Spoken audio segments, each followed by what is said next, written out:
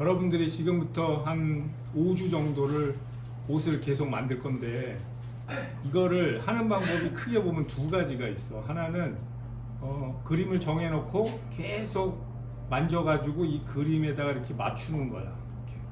그리고 두 번째는 한번 해보고 아니면 버리고 다시 해보고 그러면서 원래 생각했던 것도 좀 바뀌고 그러면서 마지막에 만들어지는 거야. 처음에 했던 하나의 모습을 놓고 계속 차근차근 쌓아가면 완성도는 꽤 있게 돼. 그런데 이렇게 생각을 해봐. 여러분들이 만약에 목표점을 하나를 놓고 차곡차곡차곡차곡차곡 해서 가는 거하고 목표를 놓고 막 던져서 해보니까 이게 맞네 그래서 맞춘 거하고 시간이 지나면 후자인 경우가 훨씬 더 많은 정보를 얻게 되고 그리고 다른 사건이 터졌거나 다른 상황에서도 얼마든지 대처할 수 있는 능력이 생겨. 그러니까 하나씩 계속 하나를 한 길만 파고 있으면 완성도는 좋지만 그거 말고 다른 걸 못 보게 되는 경우가 많아. 그래서 나는 일단은 무조건 해봐. 재현이한테도 그랬지. 일단 해봐. 그럼 해보면 문제가 확 발견되거든. 그럼 걷어치우고 다시 하는 거야. 그런 식의 접근을 하는 게 훨씬 좋아. 대신 최종 완성도가 좀 떨어지긴 하는데 계속 얘기하지만 우린 배우고 있는 거기 때문에 최종 완성도의 뭐 끝에 내가 오바로치라고도 안 그럴 거고 봉제를 잘해라 이런 얘기도 없고 그냥 겉으로 보이기에만 깨끗하면 되니까 그렇게 하면 되니까 후자의 방법을 선택하길 바래. 알았지요? 그런 거고 바디에다가 피팅을 하는데 일단 이론적인 얘기를 해주면 피팅을 하는 이유는 스케치 해놓은 거하고 제대로 만들어졌는지 스케치한 게 제대로 잘 만들어졌는지를 보기 위해서 하는 거야. 그래서 디자인을 내가 주머니를 여기로 달기로 했는데 제 위치에 가는지 뭐 이런 거를 패턴에서 일단 해보고 씌워보면 그걸 맞추는 거지. 그 다음에 패턴을 했는데 머슬링을 해놓으니까 이게 봉제로 미싱을 할 수 없는 상황도 생기잖아. 이게 미싱을 할 수 없는 상황인가? 미싱을 해서 미싱이라는 말이 머신에서 온 말이라는 거 아니야? 그래서 지금 잘못된 말인데 뭐 계속 그렇게 얘기하니까 내가 계속 그렇게 얘기하더라도 그냥 그거는 이제 재봉틀 얘기하는 걸로 알면 되고 그 소잉을 해서 소잉으로 끝나야 되는데 그게 가능한지를 보는 것도 피팅에서 하는 거고 그 다음에 입어보고 사람이 입고 움직여야 되니까 움직임에 문제가 없는지 그 보는 거야. 그래서 피팅은 처음에는 그 토르소 바디 지금 이거는 드래핑용 바디고 피팅용 바디는 그냥 겉이 매끈매끈한 플라스틱으로 되어 있는 대롱대롱 매달려 있는 저기 남성복 입는 것 같은데 그게 피팅용 바디고 피팅용 바디는 당연히 옷이 이렇게 뚝 떨어져야 되니까 이렇게 광목으로 쌓여있는 거에다 할 수가 없어. 그래서 그거에다가 일단 먼저 하고 그 다음에는 모델한테 그러니까 피팅 모델한테 입히는 거야. 피팅 모델은 사실 이 중에 피팅 모델 해본 사람도 있을 텐데 각 브랜드가 갖고 있는 소비자의 평균치하고 유사한 피팅 모델을 고르느라고 피팅 모델을 고르는 게 굉장히 어려워. 회사에서도. 그래서 막내 디자이너가 피팅 모델처럼 피팅이 잘 되면 그냥 무조건 취직을 시키고 그랬어요. 옛날에도. 피팅 모델을 계속 불러야 되는 힘들잖아. 매번 불러야 되고 그러니까. 그래서 그 피팅 모델을 찾는 게 되게 어려운데 그렇게 살아있는 사람한테 입혀가지고 라이브 피팅이라고 그러는데 그 피팅을 해보는 게 마지막 피팅이야. 그래서 움직임 같은 걸 보려고 그러는 거고. 그런데 이 피팅 모델이 왜 어렵겠어? 그 미스 코리아, 미스 유니버스보다 어려워. 우리가 하는 게 대중 디자인이잖아. 그러니까 스몰, 미디움, 라지, 엑스라지 정도에서 모든 사람의 몸을 다 커버해야 되잖아. 그런데 내가 저때도 인체에 대해서 얘기해줬지만 똑같은 사이즈의 두 사람을 놔도 전혀 몸이 틀리고 똑같은 키에 똑같은 몸무게인데 똑같은 라지 사이즈를 입는 친구가 얘가 입었을 때하고 제가 입었을 때하고 느낌이 완전히 다르고 그런 거를 많이 느껴봤을 거야. 그걸 모두 포함해서 대중적인 사이즈에 맞출 수 있는 피팅 모델이 필요한 거야. 그러니 피팅 모델이 굉장히 어렵겠지. 그러니까 그런 피팅 모델한테 피팅을 하는 게 라이브 피팅이고 그게 마지막 피팅이 되는 거고 뭐 이건 수출할 때도 그렇고 뭐 회사에서 할 때도 그래. 그래서 그런 피팅 모델을 쓰는 거고 지금 내가 이렇게 얘기를 했는데 회사에 가봤더니 피팅 모델은커녕 바디에다가 많이 입혀보더라. 이런 사람들 되게 많어. 그냥 마지막 나온 거 가지고 입어보고 패턴실로 그냥 넘겨가지고 어디 고치라고 그러고. 지금은 옷을 굉장히 안 치밀하지 않게 만드는 시절이야. 캐주얼이 지금 계속 강세기 때문에. 근데 캐주얼의 강세가 누가 그때 그랬지? 댔나가 그랬나? 몇 년 전에 이제는 캐주얼 같다고 지네들이 얘기했어.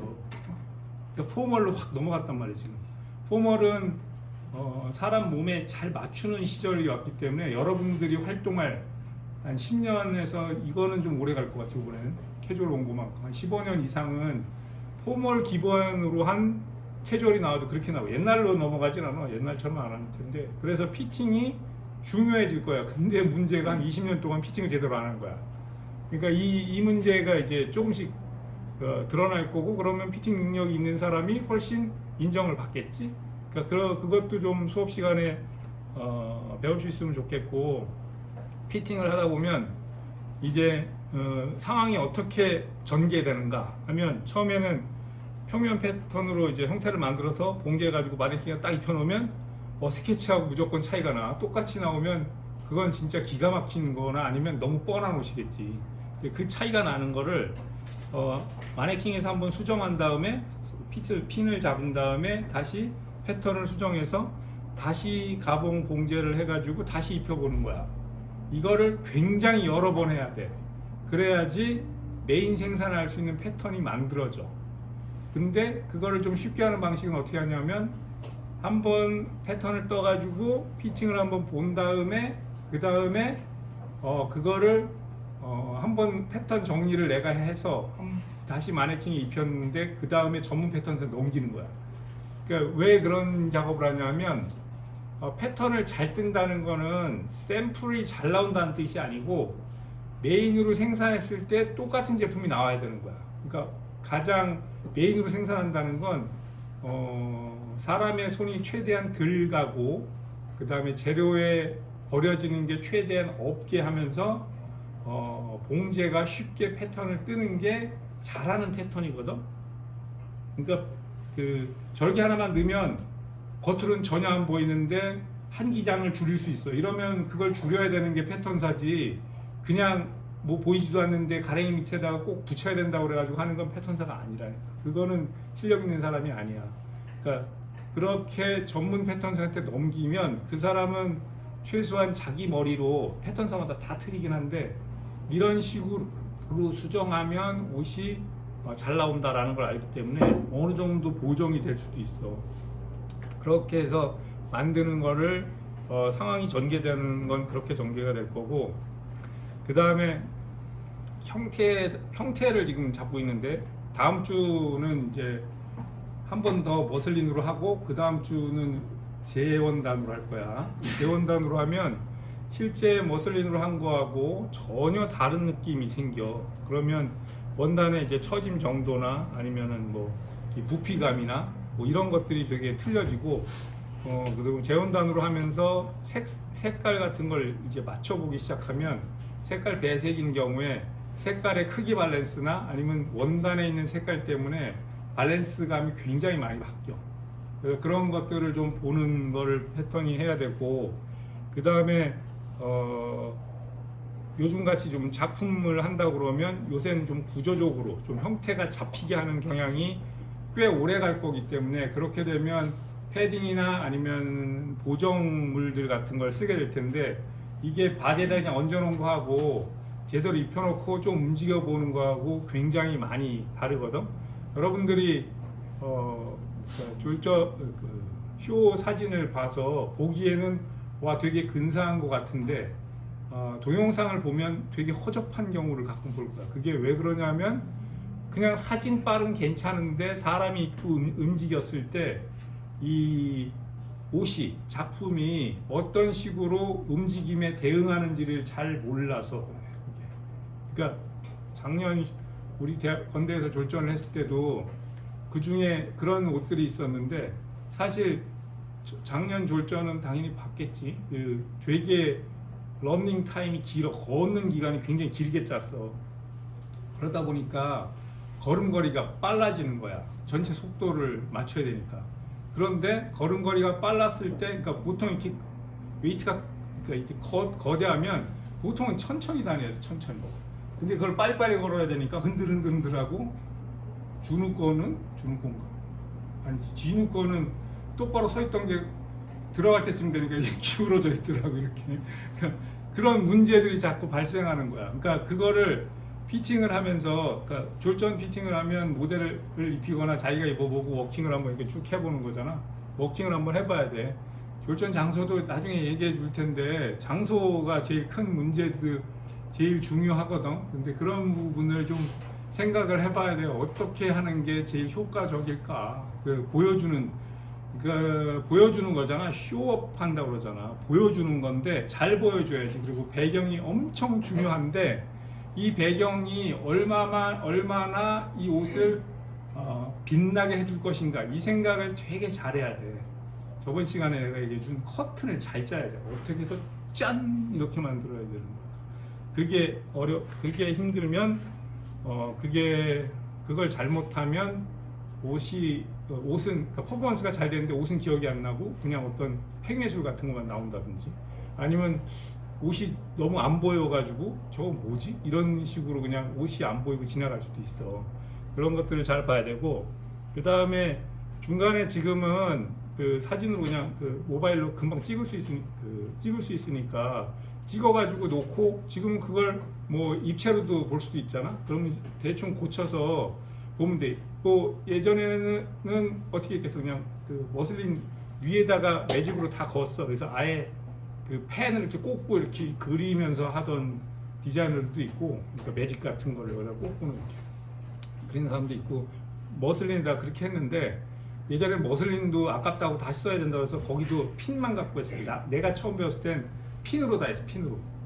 핀으로 다 찝어가지고 핀으로 이렇게 십자가로 해놓으면 여기서 맨 엣지선에다가 이 위에다 십자가로 핀을 꽂으면 핀 꽂은 만큼을 늘려라, 이런 뜻이야. 그러니까 패턴사한테 아무 말도 안 하고 머슬린에다 핀만 딱 꽂아가지고 딱 보내. 그럼 이만큼 늘리라는 뜻이야. 그냥 이렇게 해놓으면 이만큼 줄이라는 뜻이고, 핀으로 다 했어. 핀으로.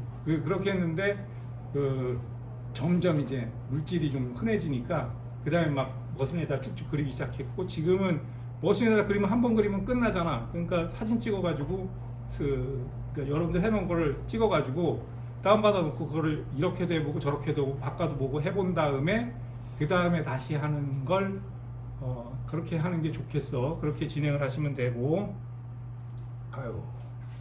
자, 이제 전혀 없던 얘기를 해줄 건데,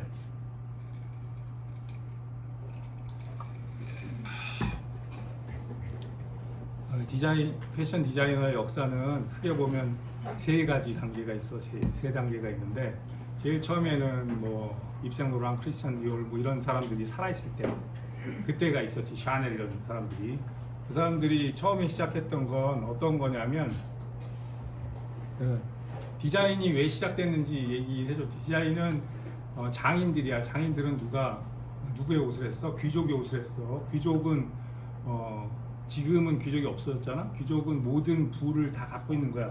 전체 사람 한 명보다 진짜 어마어마하게 큰 부와 정보력과 모든 것을 다 향유할 수 있는 그런 사람들이야. 그런 사람들이 손재주 좋은 사람한테 나 이거 만들어줘 이래가지고 한 게 디자인의 시초인 거야. 근데 그런 귀족들이 뭐 프랑스 혁명이나 이러면서 대중들한테 이제 권력이 넘어왔잖아.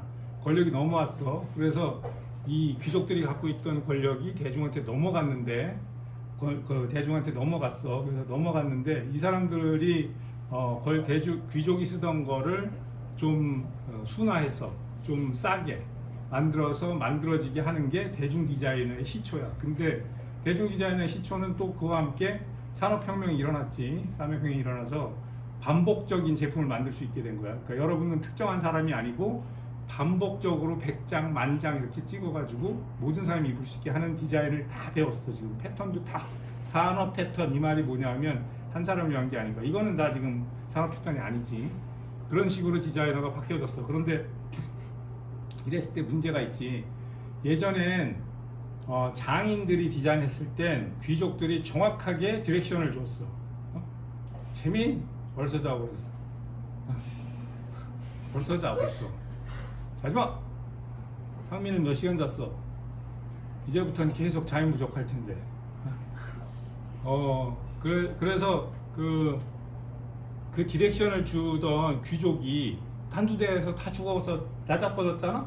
그러니까 귀족은 되게 많은 정보를 갖고 있고, 나 보석도 많어, 집에 막 이런 것도 있고, 그러니까 야, 뭐 이집트에서 요번에 갖고 온 게 있는데 이거 괜찮은데 이것처럼 만들어줘, 이런 디렉션을 줘야 되는데 대중은 디렉션을 줄 수가 없어. 그치? 대중이 할 수 있는 건 만들어진 걸 고르는 거야. 그런 소비만 하잖아. 여러분들도 대중이기도 하기 때문에. 그래서 귀족이 줬던 디렉션을 디자이너가 직접 해야 돼. 그래서 내가 계속 디자이너가 개판을 치면 문화가 엉망진창된다, 이렇게 얘기하는 거야. 귀족들이 갖고 있던 것 중에 독점적인 거, 뭐 나쁜 거는 다 필요가 없지만, 그들이 갖고 있던 충분한 향유에 의해서 얻어졌던 그 감각들 있잖아. 그리고 대대로 물려받았던 그 부로 인한 감각들, 그 제국주의를 해서 오만 데서 다 끌어다가 있었던 그 감각들은 사실은 되게 훌륭한 거야. 그리고 그걸 지금은 누가 해야 돼? 디자이너가 해야 돼. 그래서 그 디자이너가, 패션 디자이너가 탄생한 게 그 2차 세계대전 직전부터 해가지고 나타난 거야. 그 디자이너들은 물론 맞춤을 많이 하긴 했지만 대중적인 것들도 했어. 몇 벌 이상씩을 했으니까. 그러니까 마네킹에다가 조그맣게 마늘광이 처음 생긴 게 여기다 옷을 입혀서 보내다 주고, 이대로 만들어주면 되겠어? 이래가지고 만든 거라고 했잖아. 보냈어. 지금은 카페 같은 데서, 뭐라고 그래, 카페라고 그래, 뭐 살롱이나 뭐 이런 데 사람들끼리 모여가지고 얘기하다가, 와, 요번에 파리에서 디자이너가 보냈는데 되게 이쁘잖아. 그거 나도 한번 해달라고. 그러면은 그 사람 사이즈를 주면 두 벌에서 보내는 거야. 그러니까 그런 식의 제작이 되기 시작한 게 19세기인 거야. 19세기. 그 디자이너들이 막 디자인을 하다가, 그러니까 그때는 어떤 식의 디자인을 했겠어? 이전에 귀족이 했던 디자인과 굉장히 유사해. 그리고 살 수 있는 사람들이 별로 없어. 그러니까 지금으로 봐서는, 그때는 물론 그거보다 단순하게 만들었지만 굉장히 비슷해. 그래서 그런 19세기의 그 화려한 디자인들, 그러면서도 그때 내가 좀 이따 뭐 용어도 하나 있던데, 말이 어렵지만 어쨌든 가르쳐 줄 테니까, 그런 옷들을 선호해서 만들었던 디자이너가 누구냐면, 그러니까 19세기에 중세는 아니고 19세기에 콜셋이 사라지기 직전, 콜셋이 있었다 없었다 막 이랬을 때, 그때의 옷들을 갖다가 만들었던 디자이너가 존 갈리오나 알렉산더 맥퀸이야. 근데 둘 다 영국 디자이너야. 왜 그랬을 것 같아? 영국 디자이너는 프랑스를 쳐다봤어. 프랑스식을 되게 좋아해. 그거는 일본도 그래. 일본이 타라입구라고 그래서 유럽으로 가자 그랬는데, 그 중에 패션은 당연히 파리인 거야. 그래서 카우쿠브레이도 당연히 그 영향을 받았어.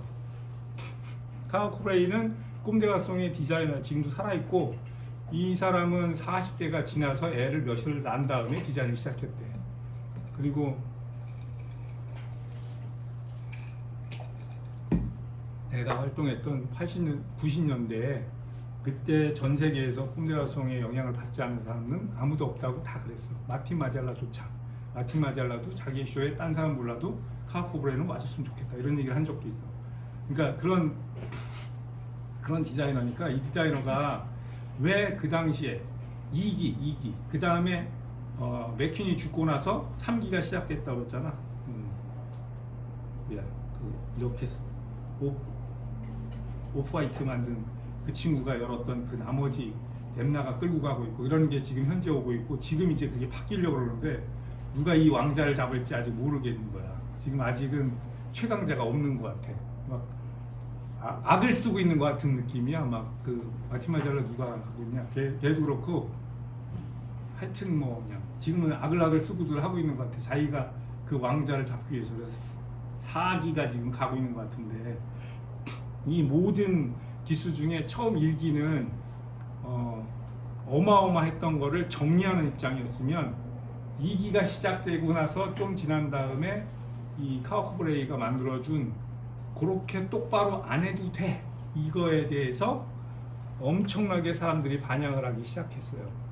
그럼에도 카우프브레이도 일본 사람이기 때문에 내가 만나본 적은 없지만 내가 보기에는 극우일 게 확실해.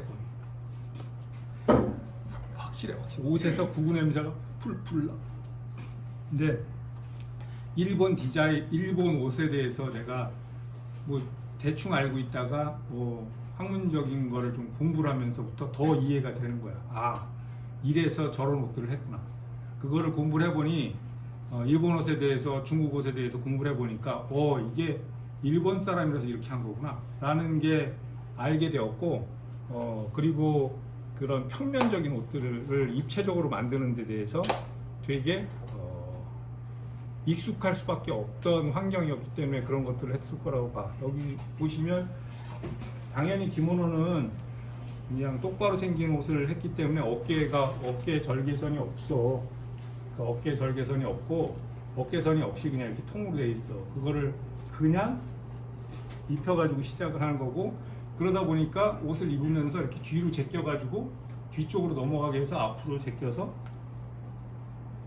오아쇼리로 제껴가지고 여기 복근 매고 뭐 이런 걸 하면서 형태를 잡다 보니까 뒤가 이렇게 제껴지는 거야. 뭐 그런 식의 것들을 했고, 밑에 중간에 있는 거는 하카마를 입고 있는 여자애가 그 검도복 보면 바지가 큰 바지가 있는데 그 바지를 옆이 쭉 터졌어. 그래서 앞에 거를 뒤에서 앞에 있는 밴드에서 끈이 나온 걸 뒤로 한번 매고, 뒤에 있는 끈을 나온 걸 앞에서 한번 매고, 그리고 걸어다니니까 옆이 터져 있는 게 보이는 거야. 근데 그게 옷을 딱 세팅 안 하고 그냥 세트인 하지 않고 그냥 끈만 가지고 대충 입을 수 있다 라는 개념을 갖게 된 거고, 여기는 앞에다가 리본이야.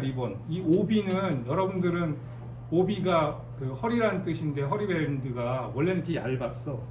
그랬었는데 이게 점점 늘어났고, 처음에는 뒤가 아니고 앞에다가 많이 했어. 앞에다. 그래서 앞에 커다란 리본을 맨 경우들이 있었거든. 그거조차도 고무대가라송의 쇼에 그대로 나와. 저거는 하카마의 그 바지 얘기한 거고, 이거는 몇 개를 겹쳐서 똑같은 걸 겹쳐가지고 입은 거야. 그러니까 몇 겹으로 만든 거지. 그러니까 주니또에 같은 경우가 12개의 똑같은 기모노를 입는 거라고 했잖아. 그런 식의 옷을 하는 거고, 이건 그냥 대놓고 앞에다 커다란 리본을 하고 있는 거야.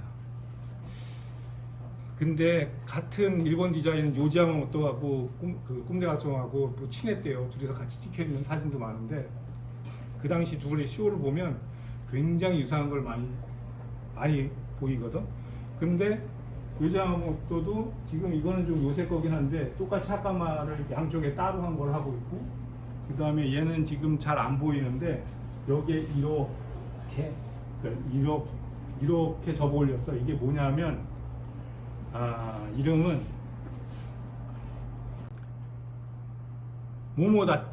모모다찌라는 그 방식인데, 일본 사람들이 하카마가 되게 길잖아. 이렇게 바지가 밑에까지 이렇게 길지, 바지가. 근데 이 바지를 전쟁할 때 이렇게 긴 바지를 입고 그대로 했을까 하기도 했는데, 그렇게 하기도 하지만 이게 바지가 걸리니까 지금 다른 거 하나는 내가 앞으로 돌려서 다시 알려줄게. 걔는 뭐지? 이름 자꾸 까먹어서. 근데 바지가 하카마가 얼마나 크냐 하면 주름이 잡혀 있어가지고 이만해. 검대관인지 모르겠지만. 그러면 걔를 처음에는 어떻게 줄이냐면 옆에 있는 바지를 끌어다가 여기다가 집어넣어. 허리에다가, 오비에다가. 이게 모모다치야. 그럼 한 번 줄었잖아. 그 다음에 어떻게 하냐면 앞에 거를 들어다가 다시 허리에다 또 모모다치. 이거는 모모다치 중에 뭐라고 그러는데, 그래서 이렇게 이 볼륨이 생기는 것 같은 바지를 만들었어. 일본에서 있는 전통 목식에 있었던 거를 전부 다 끌어다 쓰는 거야. 일본 디자이너들이. 지금 세추도 똑같이 그렇고, 일본 디자인은 전부 다 그렇고, 성공한 일본 디자인은 모두 다 그래. 한국 디자이너들이 그냥 다 쓰고 나온다고 될 일이 아니라니까. 지금 얘기하는 건 그 방식을 어떻게 현대화해서 이 카우프브레이의 컬렉션에 대해서 요번에 여러분들이 매우 이쁘기도 하고 열심히도 하는 것 같고, 내가 요번에 좀 나는 내가 좀 감동받은 건, 여러분들이 스케치를 해서 내고 그랬는데 거의 오랜만에 한 명의 낙오자도 없을 것 같다, 이런 느낌이 있어. 그러니까 다 열심히 하는 거야. 지금쯤 되면 누가 나빠졌거든. 뭐 힘들으니까. 근데 그래서 그러면 나도 한번 할 때까지 해보자 라고. 그러니까 이거는 다스키라는 거야. 다스키. 이게 뭐냐면 기모노 이렇게 팔을 넣었잖아. 기모노 중에 이렇게 짧은 거는 일할 때 입는 옷들인데, 일할 때 입을 때 보면 끈 이렇게 해가지고 허리에다 넣어서 이렇게 해가지고 여기다 이렇게 쫙 꿰매잖아. 여기가 이렇게 크니까, 고소대는 좁은 소매란 뜻이야. 후리 소대가 넓은 소매야. 좁은 소매인데 이만한 거야. 그러니까 넓은 소매는 얼마나 넓겠어. 고소대가 이만한데, 이 고소대에 여기를 줄이기 위해서 끈을 잡아다가 이렇게 매가지고 이렇게 매는 거를 했던 거를, 그 디자인도 엄청 많이 쓰는 거야. 이렇게 보시면 얘 디자인들이 나온 건 다 그 종류로 만들어진 거야. 근데 그렇게 똑같이는 안 하지, 당연히. 그래서 카우코브레이가 그렇게 디자인했던 거와 똑같이 얘도 그냥 이렇게 옷이 툭 떨어지고 있지. 이렇게 옆에다 붙여놨는데, 이것도 그 기모노를 다 완전히 입기 전에 풀어놓으면 툭 이렇게 떨어져. 직각이기 때문에. 그런 거를 보여주고 있는 거고, 같은 느낌인데 존 갈리아노가 일본 스타일을 많이 갖다가 썼다, 이런 걸 본 적이 있잖아. 그런 걸 본 적이 있지. 근데 내가 보기에는 존 갈리아노는 일본 거만 갖다 쓴 게 아니고, 아니 내가 보기에는이 아니고 진짜 그래. 그러니까 온 세계, 온 시대 것들을 다 갖다가 잘 드레스로 만드는 사람이거든. 그 중에 일본 거를 했던 때가 2007년도인데 오뚜쿠뚜루 쇼인데, 이 오뚜쿠뚜루 쇼를 나중에 찾아봐. 그러면 일본 게 아니고 중국 거 같은 것도 엄청 많아. 그러니까 존 갈리아노의 입장에선 일본 스타일은 이런 거야. 그러니까 그 제3자가 보는 일본 스타일은 이런 거야, 그냥. 그러니까 지금 전에 샤넬이 누가 할 때지? 그 죽은 그 사람이 할 때 한국에 와서 크루즈 쇼를 한 적이 있어. 그때 한복을 갖고 디자인을 했는데, 야 저건 아닌데, 이런 디자인을 엄청 많이 했는데 되게 한국스럽다고 그러는 거야. 그래서 저렇게 해야 되나. 근데 그게 아닌 거야. 한국스럽게 한다를 이런 식으로 하면 안 돼. 이거는 존 갈리아노는 이렇게 하는 게 맞지. 그러니까 존 갈리아노가 생각한 건 일본식이니까 대나무를 여기다 묶은 거야. 대나무. 그리고 뭐 치마에다가 뭐 난초 같은 거 막 그리고, 여기다가 문양 같은 거 이렇게 자수로 해놓고, 저 문양이 몬스키라는 옷에 있는 거라고 했잖아. 문양들 이렇게 하는 건데, 문양을 놓는 방식도 있고, 숫자도 2개짜리 뭐 4개짜리 이렇게 다 정해져 있어. 하는 곳도 다 정해져 있고. 그걸 아는 사람은 저렇게 아무데나 할 수가 없잖아. 근데 모르니까 그냥 막 하는 거야. 그냥 여기 끝에 있는 것도, 저 머리에 쓴 거는 모자가 아니고 뭐야, 저거는 생선 담을 때 쓰는 채반이야. 그러니까 뭐 그런 걸 이거 모자로 써도 되겠네, 막 이렇게 하는 식이 일본식이었던 거고, 존 갈리아노가 했던 거는 그런 식인 거야. 무대 장치도 막 매화꽃이 펴 있는 것처럼 했지만, 동양식은 저렇게 거대하거나 이렇게 잘 안 해. 그러니까 그런 식으로 했던 걸 카우코브레이는 이렇게 만들었다는 거야. 이렇게. 그리고 얘도 보면 그 아까 그 다스킨가 그걸 썼지만, 얘에서 나온 건 뭐냐면, 쟤는 팔만 따로 만들어서 팔만 낀 거야. 이렇게. 그리고 목에 걸리니까 여기서부터 뒤로 해가지고 이렇게 붙어 있어. 이렇게 걸려 있게. 얘도 팔만 따로 샀는데, 얘도 팔만 따로 해놓고, 여기는 앞판만 갖고 있는 거야. 앞판만 목에다 이렇게. 그러니까 자켓을 뒷목하고 뒷판은 없이 앞판만 갖고 있으면 목에다 걸면 이렇게 떨어지잖아. 그렇게 해서 그냥 매놓은 거야. 그래서 그렇게 디자인을 하는 식으로 발전을 시켰다. 그리고 이때 이제 해체주의라는 말을 막 건축 쪽에서 썼기 때문에 썼지만, 카우코브레이도 나 해체주의 아니라고 그랬고, 마티마잘라도 아니라고 해서, 해체주의하고는 상관이 없는 얘기들인데, 이거의 핵심은 뭐냐면 옷이 원단부터 만들어지는 게 아니고, 옷 자체를 가지고 바디에다가 입혀서 옷으로 만들 수 있다라는 개념을 만드는 거야.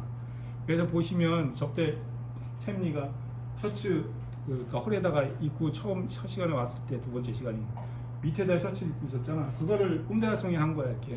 근데 꼼데가송은 뭐 이거는 셔츠를 이렇게 두 개 붙여가지고 만든 거고, 그래서 만든 거고, 저 이 끝에 있는 거 같은 경우는 자켓인데 자켓 여기를 꺼내가지고 잘라서 이걸 빼고 이쪽으로 팔을 빼가지고 거기서 드래핑을 한 옷이고,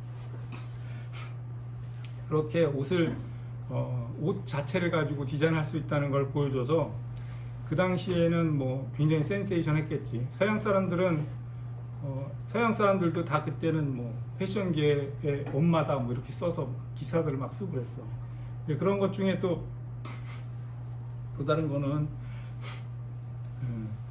보시면 소매는 여기 있어야 되는데 앞쪽으로 이렇게 소매를 뚫었지, 이렇게 앞쪽으로. 그러니까 저지 원단이라는 거를 경험하기 시작한 거야. 저지 이전에 니트, 그 이전에 펠트는 뭐냐면 결이 없어. 식서 후서가 없이 바닥에다 이렇게 그러니까 솜 같은 거를 이렇게 쭉 긁으면 두들기면은 면이 되는 거야. 개로 옷을 만드는 걸 했었거든. 그러니까 그걸 하다 보니까 이렇게 늘어나도 이렇게 신축이 있으니까 옷이 이렇게 돼 있을 필요가 없다고 생각한 거야. 이게 그렇게 생각할 수밖에 없을 것 같아. 이유는 이렇게 돼 있는 옷을 이렇게 입기 시작하면서 옷이 그냥 이렇게 있으면 되겠다라고 생각했을 것 같아. 그렇게 옷을 디자인했었고, 그 다음에 얘도 보면 이렇게 팔만 따로 떼가지고 자켓에 이만큼만 잘라서 가디건에다 갖다 붙인 거야. 그래서 자켓을 만들거나 뭐 이런 식의 해체주의적인 걸 했고, 그 다음에는 얘가 했을 때는 이렇게 패딩이나 이런 것들을 막 집어넣는데, 이거는 주니어 와타나베가 그 어시스턴트를 하고 있을 때라고 그랬잖아. 내가 그렇게 추측하는 이유는 주니어 와타나베 꼼데가송이 그래도 그 대단한 괜찮은 디자이너였던 거는 자기 제자들이 나가서 각자의 브랜드를 다 만들 수 있게 서포트를 해가지고 지금도 그 제자들이 하는 거야, 다 세컨 브랜드들이. 근데 주니어 와타나베가 요 다음 쇼에부터인가 자기 쇼를 하기 시작했는데 되게 이거에 아류들을 만들더라고.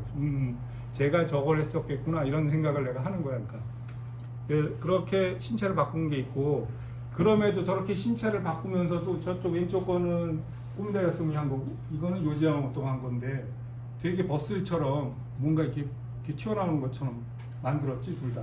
그러니까 엉덩이가 저렇게 푸짐하게 올라오는 건 동양에는 없어. 근데 저거는 내가 보기에는 서양에 대한 동경에서 나온 실루엣일 수밖에 없어. 저렇게 서양처럼 보이게, 우리는 동양 디자이너지만 다른 모습으로 서양처럼 보일 수 있다, 이렇게 했던 거고,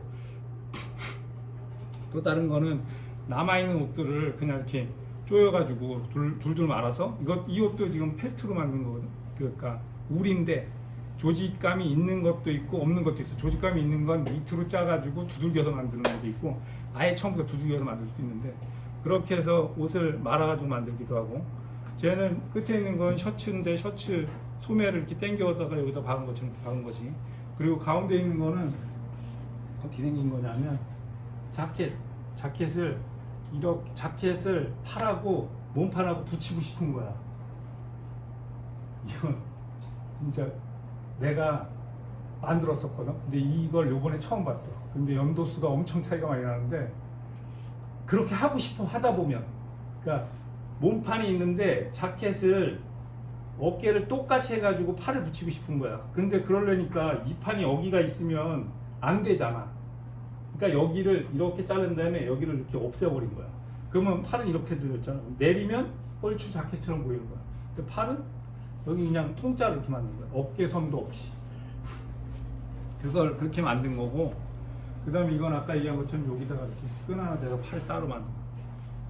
얘를 지금 어떻게 했는지 봐야 되는데, 완전 그러니까 다른 목적으로 만들어진 옷, 그러니까 자켓이 됐던 아니면 반제가 됐던 반만 만들었던 가지고 옷을 만들었다는 거고, 그 다음에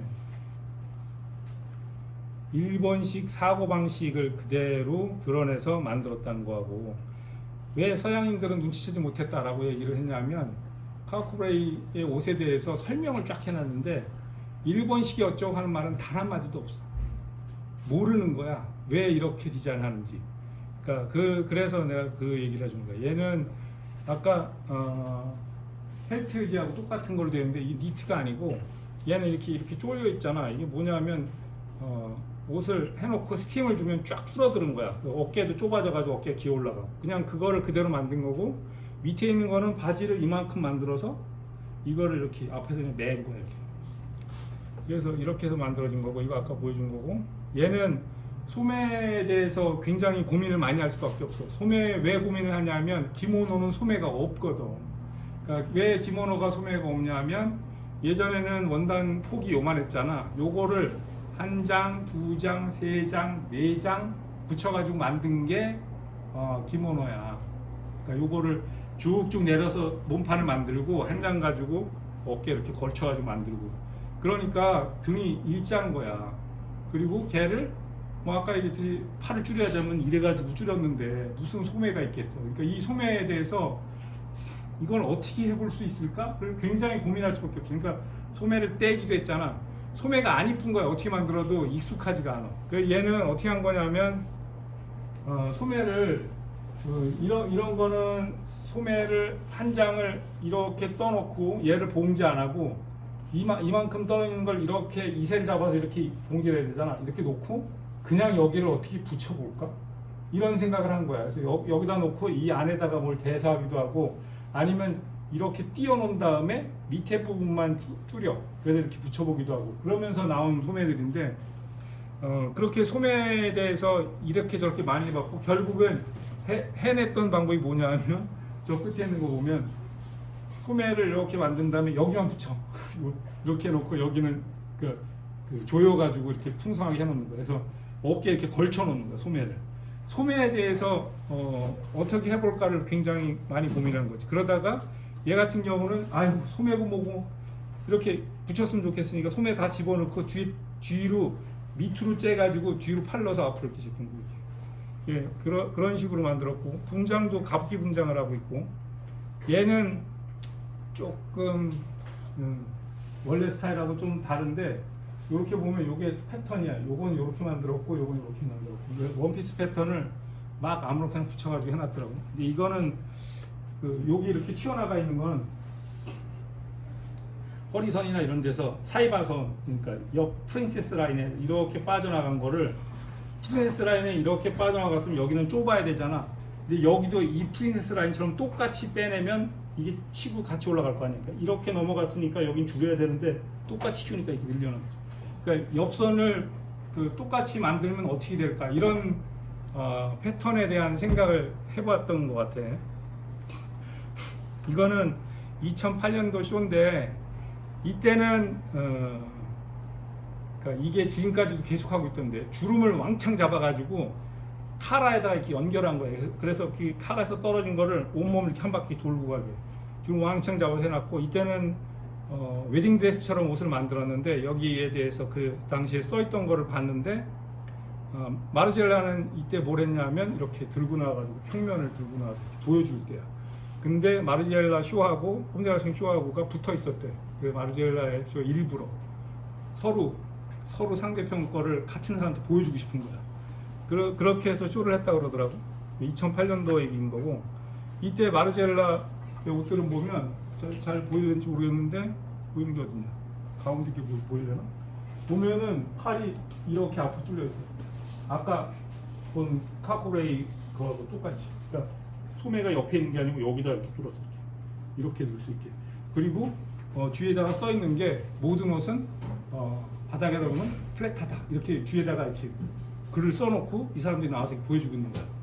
플랫하다 자체가 일본식으로 하겠다고 그런 거야. 그러니까 마틴 마젤라니까 디자인은 카우코레의 영향을 엄청 많이 받았는데, 사고방식은 완전히 유럽 사람이기 때문에 전혀 다른 스타일이 나왔고, 그리고 카우코레보다 훨씬 뛰어난 게, 마틴 마젤라는 쇼를 하는 방식을 너무 잘하는 거야.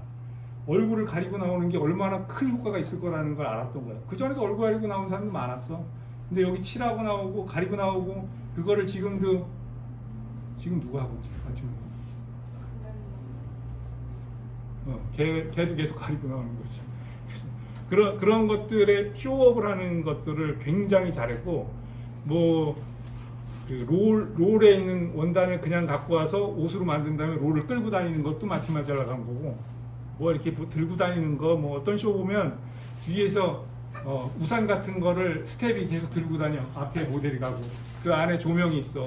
그 한 명씩 조명을 볼 수 있게 이렇게 하느라고 한 적도 있고, 뭐 그런 쇼업을 하는 데 있어서 천재적인 능력을 발휘했던 게 마티마잘라여서 지금 그 명성이 있는 거야.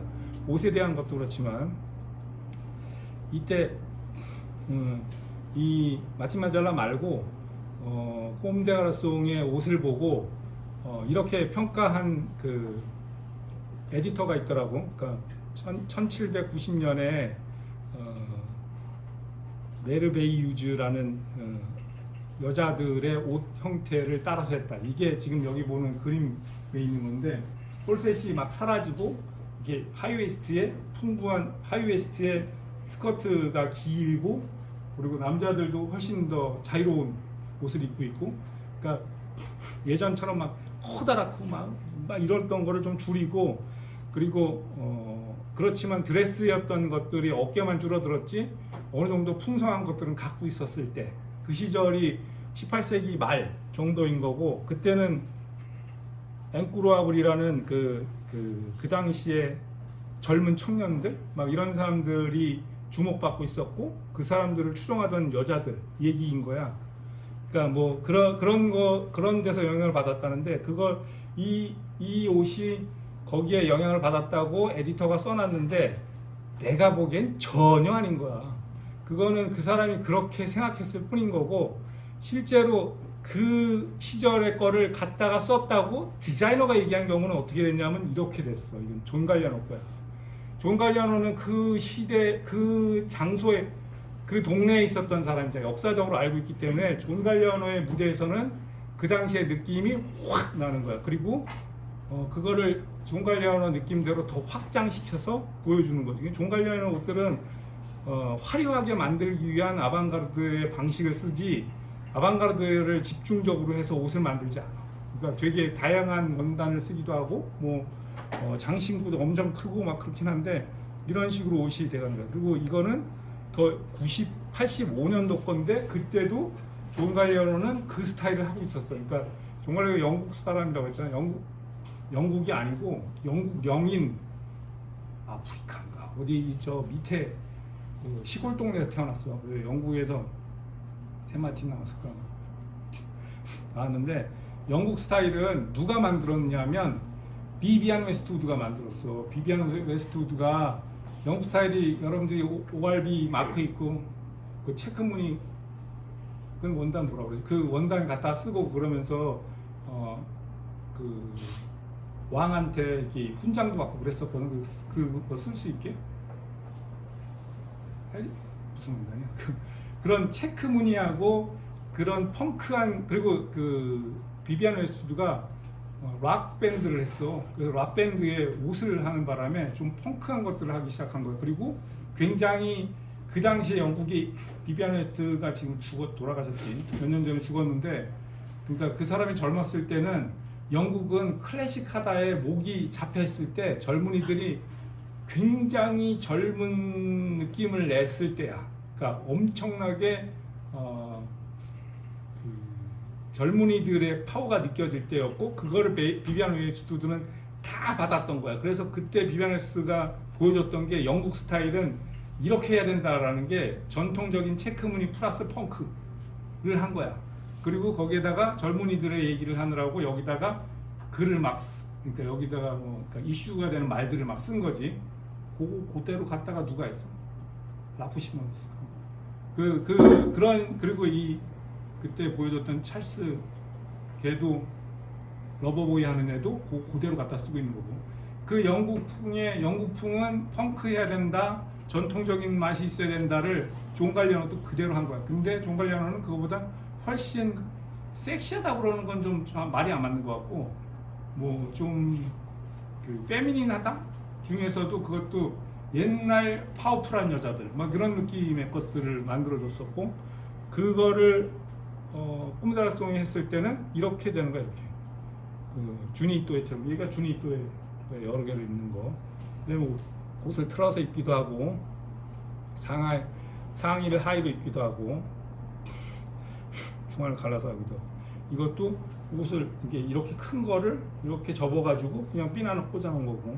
뭐 그런 식의 얘도 목에다가만 여기에다가만 붙여가지고 앞에다가 떨어뜨리는 앞에 원피스. 이거는 전체 옷이 그러니까 전체적인 옷이 있는 거를 옷 다 입고 하나를 어깨만 붙여가지고 앞에다 떨어뜨리는 거고. 그걸 지금도 하고 있지. 얘도 보시면 앞뒤가 같은 옷이야. 저거 앞판만 있는 거고 어깨는 붙어 있고 옆판 당겨다가 뒤에서 조는 거 위에 티셔츠에다가 만들어가지고. 그러니까 그런 식의 옷들을 했었고 얘도 이렇게 끌어 모아가지고 이렇게 만든 거고. 얘도 마찬가지. 그리고 여기 목을 보면 이거 왜 보여주려고 하냐면 이게 체크잖아. 체크가 잘 봐봐. 이거 목인데 여기 직선이지. 여기 이대로 직선이지. 뭐야? 목이 직선이야. 목깃. 동양에서 쓰는 목깃을 계속 써. 그러니까 직선으로 그냥 쓰는 거야. 너희들은 목깃 만들 때 다 효서 있잖아. 카라 만들 때. 똑바로 그냥 목깃을 계속 써. 그래서 그 목깃에다가 맞춰서 어깨를 만들고 카라를 만드니까 모양이 틀어진 거야. 얘도 아까 접어서 넣는 거고. 얘는 옷을 길게 만든 다음에 여기 어깨서부터 허리까지 이만큼 허리를 해놓은 다음에 요만한 밴드를 붙여가지고 당긴 거야. 안쪽으로. 그래서 끌어올려가지고 만든 거고. 얘는 옆에 프린세스 라인에다가 옷을 하나 더 붙여가지고 한 바퀴 돌려가지고 입힌 거. 그런 옷들을 한 거고. 이거는 셔츠에다 이어서 만든 거고. 얘는 요 라인들이 지퍼야. 지퍼. 이거 내가 좀 이따가 그냥 좀 일찍 왔길래 지금 바다다가 해놓은 거니까 한번 보면 어떨까.